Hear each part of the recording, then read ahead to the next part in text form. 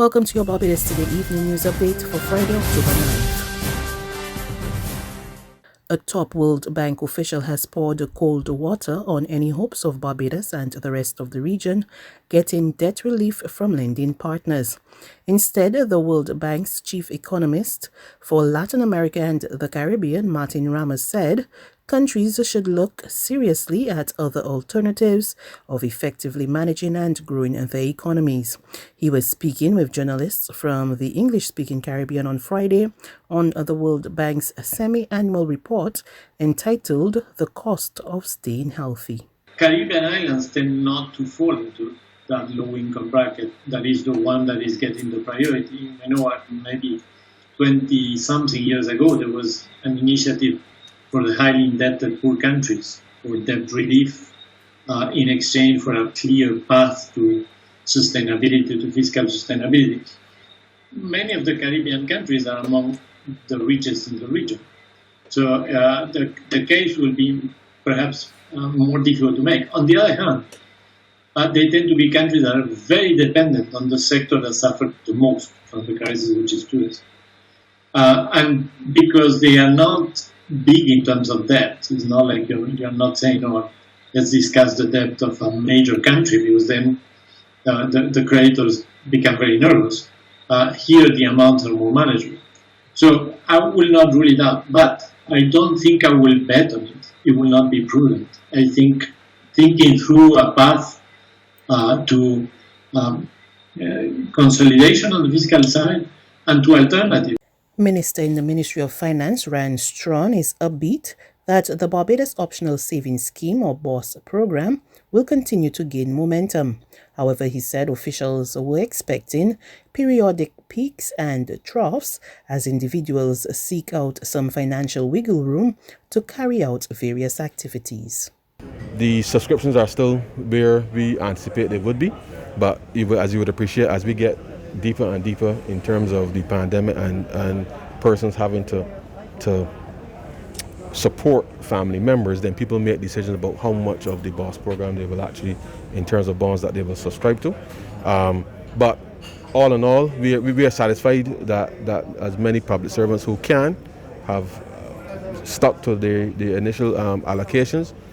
Some have even increased their allocations with respect to the bonds, and that's encouraging. But we recognize that even though the public servants may not, for those who can't afford to at this time, that they still have an opportunity to take up the bonds over the course of the next few months. But equally, ordinary Barbadians will be able to purchase those bonds from the said public servants and be able to benefit from the return on those bonds. So either which way, we will achieve the targets.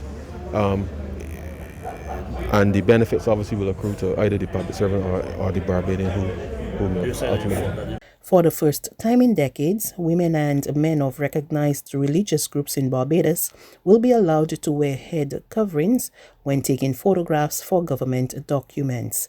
Home Affairs Minister Wilfred Abrams said it was now lawful for Muslims, members of the Rastafarian community, and other religious denominations which cover their heads as part of their religious practices to do so when taking passport, national ID, and driver's license photos. That effective last week, Thursday, the Cabinet of Barbados approved the wearing of head coverings for religiously mandated purposes.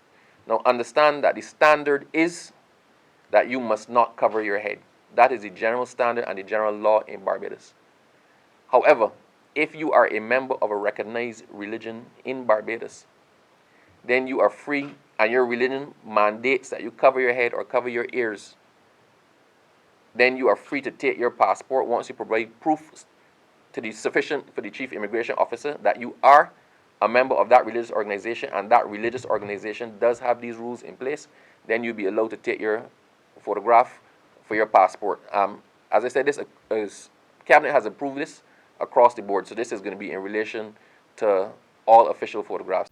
Minister Abrams maintained that while it affected a minority of Barbadians, it was a huge step in ending discrimination and stigma.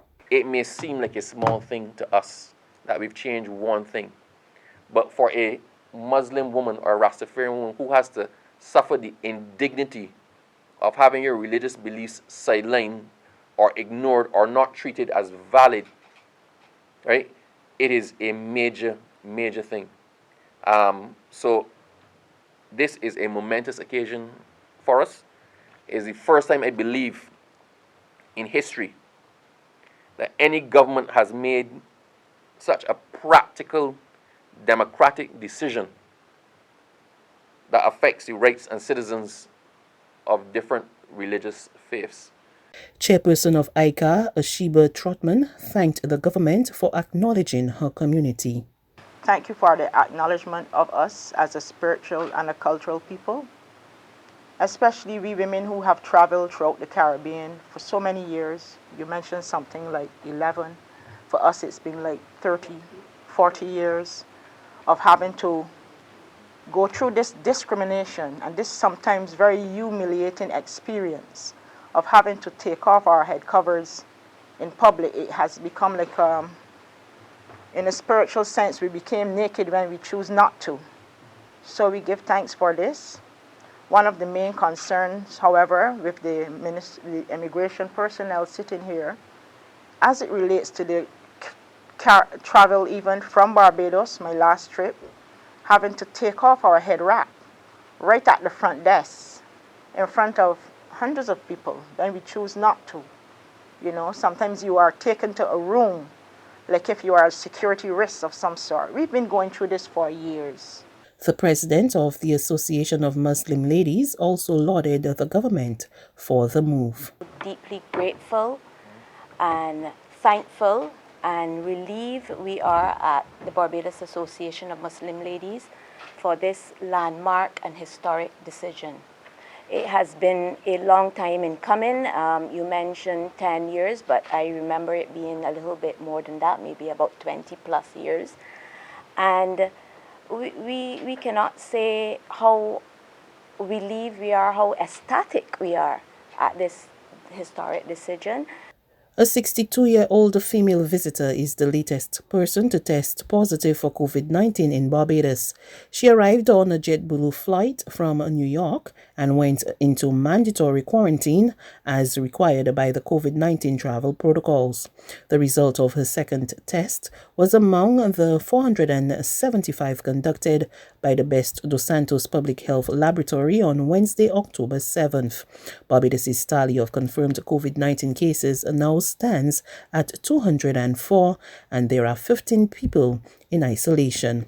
Meantime, testing continues for persons identified through contact tracing linked to the most recent cluster, including students and staff of the LSD school. There's regional and international news after this short break.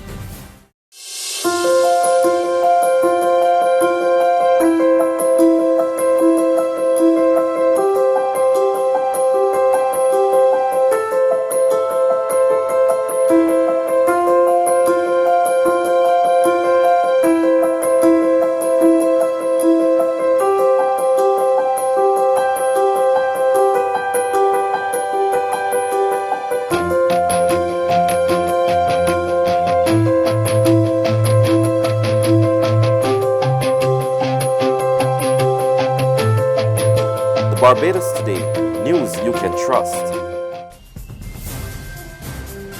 To developments in the region now, Carifesta, the region's premier cultural festival, has been postponed until 2022 due to the COVID-19 pandemic. Antigua and Barbuda was scheduled to host the 15th edition of the Caribbean Festival of Arts in August next year. More in this report from ABS TV. Minister for Culture, the Honourable Darrell Matthew, made the announcement today, and he says the decision was based on health reasons and amid the COVID-19 pandemic. Our ability to raise financing on the international scene, or international partners, cultural organizations, NGOs that have expressed an interest in supporting Carifesta 2021, they have now taken the decision, and the logical decision, to divert all of their resources into COVID relief efforts. And so that has really crippled our ability to raise funding internationally. Locally, we are well aware that the government continues to struggle with revenues falling off of a cliff, the proverbial cliff, but we still have our obligations to meet. Well, the monies would have been used to renovate several facilities which will host the 2022 Carifesta celebrations. The minister says an option to cancel Carifesta 15 altogether was proposed, but he believes this country can put together an unforgettable event in 2022.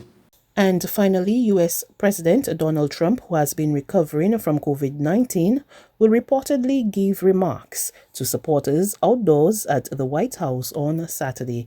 More in this report from CBS News. President Trump is now planning to speak from the balcony of the White House tomorrow to hundreds of his supporters. Judge Amy Coney Barrett. 2 weeks to the day after the Rose Garden announcement of his Supreme Court nominee led to several people getting the virus, possibly including the president himself. Dr. Anthony Fauci now calls it a super spreader. We had a super spreader event in the White House, and it was in a situation where people were crowded together and were not wearing masks. So the data speak for themselves. Just a big group of people. The Minnesota Health Department now confirms that 9 people who attended the president's rally in Bemidji last month were infected with the virus, 2 of them hospitalized. And now President Trump admits that he was so sick last week that he thought he might not make it, despite the White House claiming he only had mild symptoms. Just looks like it was going to be a big deal, and you know what that means, right? That means bad. The president will try to prove he's over the virus tonight on TV, undergoing a so-called remote medical evaluation by Dr. Mark Siegel, a Fox News medical contributor. You're almost like my guide to this because, frankly, you really have a good take on it. Siegel, like the president, compares coronavirus to the flu and claims erroneously that there's no science behind mask mandates. I feel great. I feel like perfect. That's news. But for the very latest, visit us at www.barbadostoday.bb. You can also subscribe to our e-paper, email updates, or like us on Facebook, and sign up for our breaking news alerts via WhatsApp. We're also on Izumi Media in bus terminals, as well as screenplay at supermarkets and gas stations near you. And you can also hear us on Mix 96.9 FM and Capital Media HD 99.3 FM.